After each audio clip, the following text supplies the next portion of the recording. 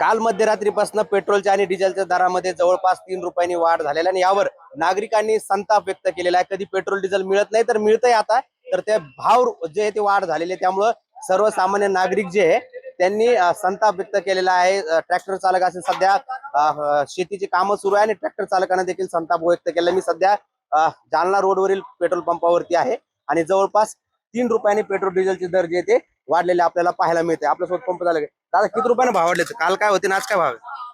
पहिले 105.50 पेट्रोलचे होते, डिझेलचे 92.02। आता वाढले रेट, किती रुपये वाढले? 3 रुपये 11 पैशाने रेट वाढले। पेट्रोलचे किती, डिझेलचे?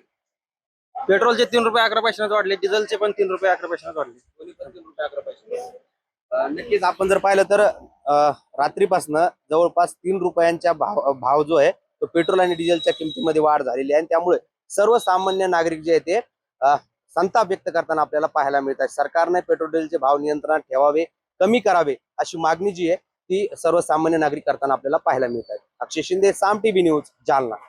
आता पेट्रोल पंपवरून पेट्रोल भरलंय, पेट्रोलचे भाव वाढलेत, काय वाटतं तुम्हाला? काय सांगा? सर्वसामान्यांना खूप मोठी सगळं आहे त्याच्यामध्ये आणि शासनाचा या ठिकाणी शासनाने जाणीवपूर्वक विचार करायला पाहिजे। सर्वसामान्य जनतेचे कमीत कमी 80 रुपये पेट्रोलचे भाव व्हायला पाहिजे आणि जीवनमान गॅसचे भाव सुद्धा कमी व्हायला पाहिजे। त्याच्यामध्ये सर्वसामान्य नागरिक भगाडला जातो, मोठ्या लोकांना काही देणं घेणं नाही आणि सर्वसामान्य जनतेसाठी शासनाने पावलं पेट्रोलचे जीएसटी कमी करून एकदम 50-60 मध्ये आणलं तर एकदम छानपैकी होईल। आता सरकार म्हणतंय पेट्रोलची इंधनाची बचत करा, तुम्ही बचत सुरू करा ना, तुम्ही पहिल्यापासून तुम्हीच पायी पायी चाला ना सर्व जनतेने। जनते चालते पण तुम्ही सर्व राजकारणी लोकांना सुद्धा घ्यायला पाहिजे ना आदर्श। म्हणजे इंधनाची बचत करा, मोटरसायकल गरज असली तरच वापरा म्हणतो। सायकल वापरा, तुम्ही फुकट सायकल वापरा, सायकल मोफत वाटा। योजना चालू केलं तर लोक जनते सायकलवर चालत, कोणाला गाडी कोणी हिंडायचं आहोत थोडी। आता पेट्रोल 108 रुपयात झालंय, महागाई मग आम्ही त्रस्त आहेत।